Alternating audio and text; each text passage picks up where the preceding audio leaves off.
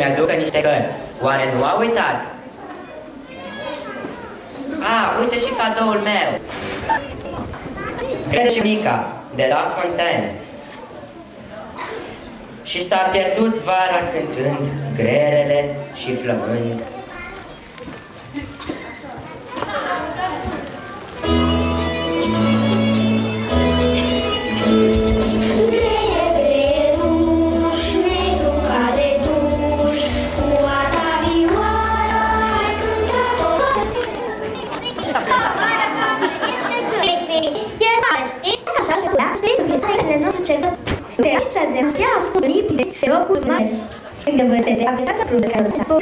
Sau se găsea oricând, tocmai se alină lui Setea.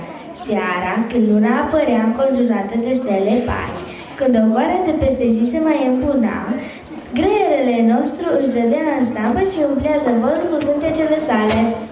Cric, cric, cric, cric, cric, cric, frumoasă viața, știi? Cric, cric, cric, cric, cric, cric, cântă frate zi de zi. La nicio aruncătură de băți, furnica se chinuia cu un boc de masăre. Cât era ziua de lungă, necontenit, ea căra câte ceva și-și umplea încetul cu încetul cămărul. Știa că va veni toamna și apoi iarna și că va trebui să trăiască din ce a pus deoparte vara. N-am încotro, trebuie să duc treaba la bun sfârșit, dacă vreau ca la iarnă să meargă bine. Dar boabele astea sunt mari, nu glumă. Seara se retrăgea ostenită și în acordurile vesele ale greierului adormea mulțumită de ceea ce a adunat în timpul zilei. Într-o zi, pe când greierul stătea tărănit la umbră, furnica a trecut pe lângă el, cărând în spate o desagă de câteva ori mai mare decât ea. Hei, bună ziua, furnico! Dar de ce te chinui, dragă, toată ziua? Ție nu ți este cald? Hai mai bine lângă mine la umbră, mai schimbăm o vorbă. Mai bine îi pune mâna să scazi ale gurii și să-ți faci provizii pentru iarnă. Provizii? Pentru ce? Nu vezi că găsești oricând ceva de mâncare? Pentru ce să te oferești? Hai mai bine să cântăm ceva și să dânțuim. Cât despre iarnă este așa de departe, că nici mă pot gândi la ea. Lasă, o să strâng în altă zi. Zilele au trecut încet, grele cântă, furnica aduna, vara trecea. Primii stropi de ploaie l-au luat pe au început să cadă printre frunzele uscate, care și ele cădeau din pom. Creierului a început să-i fie fric. Ziua nu mai căuta umbra, noaptea era fric de adevăratele. Scârțitul odinioară vesel al viorii sale se auzea din ce în ce mai rar și din ce în ce mai puțin. Ce vreme! Așa de repede vine frigul! Nu mă aștepta! Lasă! Poate că mâine este soare și se încălzește. Nici corzile nu mai sună ca odinioară.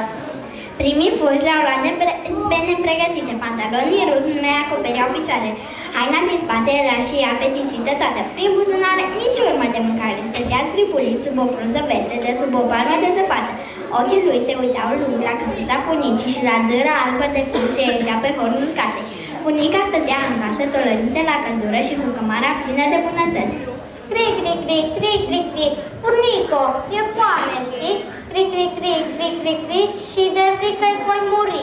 Furnica ieși în pragul ușii, se uită la greiere și luă la rost. Cric, cric, cric, cric, cric, cric, să muncești nu vrei să știi. Cric, cric, cric, cric, cric, cric. Și acum vii? A trântit ușa și s-a întors la căldura casei ei. Ce crudă ești! Nu vezi cum mai pic și îngheț de fric? Ție chiar îți pasă? Peste 2-3 zile, glasul greierului abia dacă se mai auzea, tot mai stins, tot mai înghețat.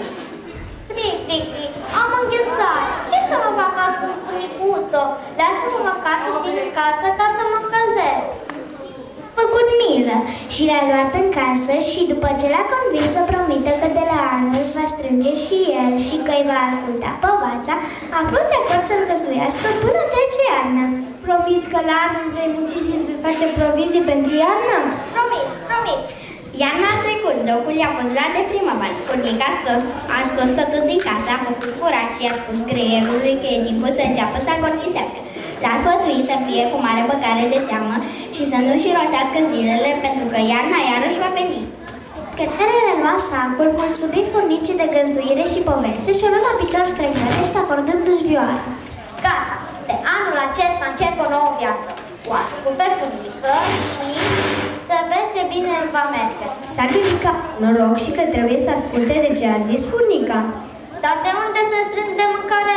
Nu mai am nici casă unde să-mi fac provizii. Viața lui își relua vacansul normal, doar că acum, când găsea în drumul lui ceva de alegurii, îl aduna și îl punea în sac. La sfârșitul verii, Greiere se reîntâlni din întâmplare cu furnică. Aceasta îl întrebă pe Greiere dacă a ascultat-o și și-a strâns provizii pentru la iarnă și mai ales unde și-a construit casa. Pus planul său că atunci când sacul face și casa, dar uite, se pare că sacul e mare, că el adunase toată vara și încă nu s-a umplut. Furnica curioasă îi spuse să-i arată ce are în sac. Grele puse sacul jos de pe umăr cu un aer de actor, dar când se uitară în sac, ce să vezi? Sacul avea o spărtură și era gol. Gol? Cric, cric, cric, cric, cric, cric, am muncit degeaba știi. Cric, cric, cric, cric, cric, cric, sacul gol